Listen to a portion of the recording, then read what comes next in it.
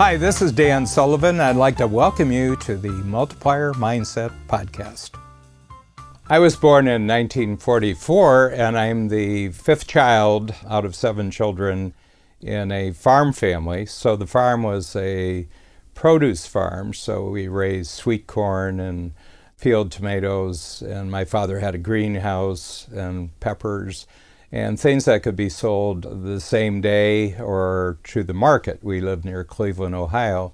I was growing up right after the Second World War. As I said, I'm the fifth child, and one of the things in a large family, when it reaches number five child, most of the competitive space above you is already taken up by other people. So I was always, from childhood, always looking for ways of doing something entirely different from my brothers and sisters. And there's a big age gap between myself and my older siblings. And then I have an even bigger gap between two more younger than I am. So I was in a big family, but I was kind of an only child too. I got to spend an enormous amount of time on my own. But since the farm was a long way from town in those days, I mean, it was only miles, but if you were 5 or 6 years old, it was a long distance. There were no other children of my age at the local farms. So I don't know how I did this, but I figured out that I had a real opportunity in adults. And I developed, and again, you don't know at that age why you developed it, but I developed a tremendous ability very early of asking adults questions about their lives. And you have to understand, this was the late 1940s and early 1950s. So the adults that I were talking to had some major historical experiences. One was the Second World War, and the other one was the Great Depression. You know, everybody had been through the Great Depression. So what I learned very early is that if you could ask questions of adults about their life and their experiences, that I, as a child, let's say I'm 6 years old, I could keep an adult talking for 3 or 4 hours, and they would tell me an experience, and I would ask a question about the experience.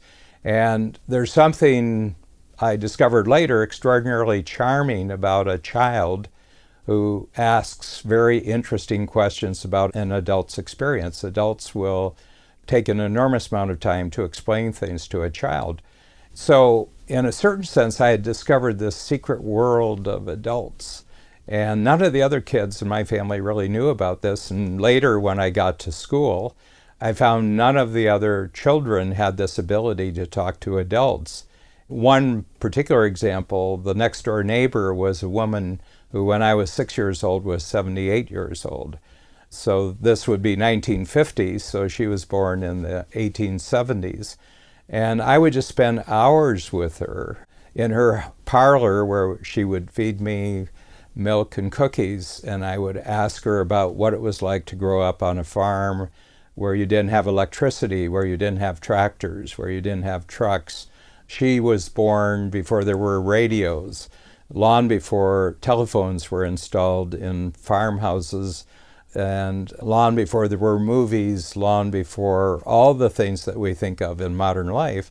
They didn't have any of these things. And I was just fascinated. And I could picture the life when she was a young girl, my age, which would have been still in the 1870s and 1880s and 1890s.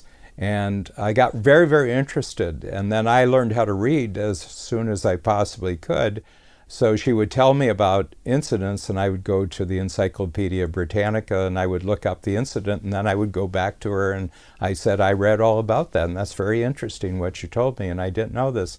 So right off the bat, I had this amazing world of just almost endless experience and endless knowledge and lessons available to me as a child, and no one else I knew took advantage of this, because most children only relate to a few adults and then to their peers. And when I got to school, I just found out that I wasn't really interested in the children because they didn't have any interesting experiences.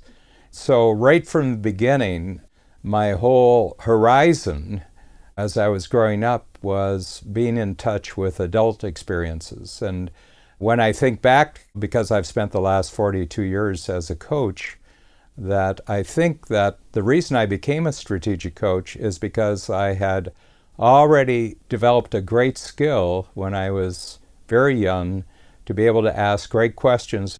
So I've always known how to do this. People often say, well, how does one become a strategic coach? And my number one answer is that this really quite unusual and extraordinary ability that I had of exploring the lives of people who actually had experience. These people had been in Europe, they had been in Japan, so they had all sorts of historical experiences that were very interesting to me.